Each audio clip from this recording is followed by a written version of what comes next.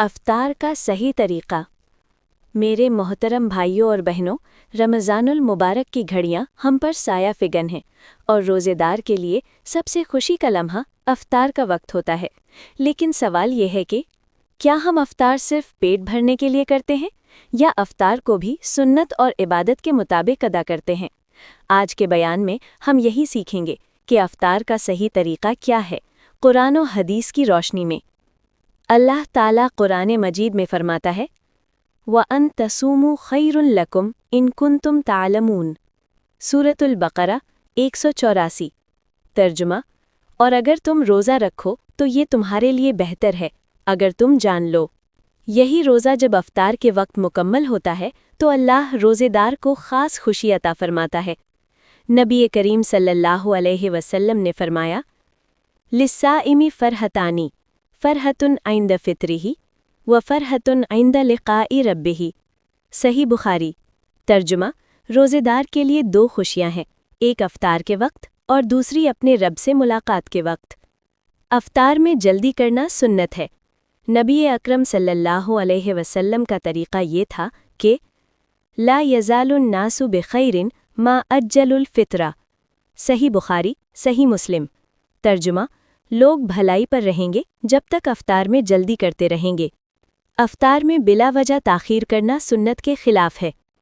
کھجور سے افطار کرنا سنت ہے۔ حضرت انس روایت کرتے ہیں کانا رسول اللہ صلی اللہ علیہ وسلم یفطر علی رطبات قبل ان یصلی فإن لم تکن رطبات فتمرات فإن لم تکن حصا حصوات من ماء، سنن ابو داؤد۔ ترجمہ: رسول اللہ صلی اللہ علیہ وسلم نماز مغرب سے پہلے تازہ کھجوروں سے افطار فرماتے، اگر تازہ نہ ہوتی تو خشک کھجوروں سے، اور اگر وہ بھی نہ ہوتی تو چند گھونٹ پانی سے افطار کرتے۔ سنت طریقہ: نمبر 1 کھجور، نمبر 2 اگر نہ ہو تو پانی، نمبر 3 پھر نماز اس کے بعد کھانا۔ افطار سے پہلے دعا کی قبولیت کا وقت ہوتا ہے۔ یہ وہ لمحہ ہے جسے اکثر لوگ ضائع کر دیتے ہیں۔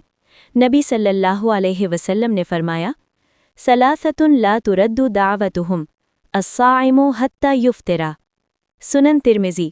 ترجمہ: 3 لوگوں کی دعا رد نہیں کی جاتی، ان میں ایک روزے دار ہے افطار تک۔ افطار کی دعا: اللہم لک صمت وبک آمنت وعلی رزقک افطرت، سنن ابو داؤد۔ یا ذہب الظمأ وابتلت العروق وثبت الاجر انشاءاللہ، افطار میں اسراف سے بچنا چاہیے۔ افطار میں فضول خرچی، حد سے زیادہ کھانا، سنت کو بھول جانا۔ اللہ تعالیٰ فرماتا ہے کلوا واشربوا ولا تسرفوا، سورۃ الاعراف 31۔ ترجمہ: کھاؤ اور پیو لیکن اسراف نہ کرو۔ یاد رکھیں، افطار عبادت کا اختتام ہے، نفس کی آزادی نہیں۔ افطار کا وقت شکر گزاری کا وقت ہوتا ہے۔ افطار کے وقت دل میں یہ احساس ہونا چاہیے کہ یہ رزق اللہ کی طرف سے ہے، یہ روزہ اللہ کے حکم سے رکھا ہے اور اس کا اجر بھی اللہ ہی دے گا۔ نبی صلی اللہ علیہ وسلم کا ہر عمل ہمیں اعتدال، شکر اور سنت سکھاتا ہے۔ افطار میں جلدی کرنا سنت ہے۔ کھجور یا پانی سے افطار کرنا سنت ہے۔ افطار سے پہلے دعا کرنا سنت ہے۔ اسراف سے بچنا اور شکر ادا کرنا سنت ہے۔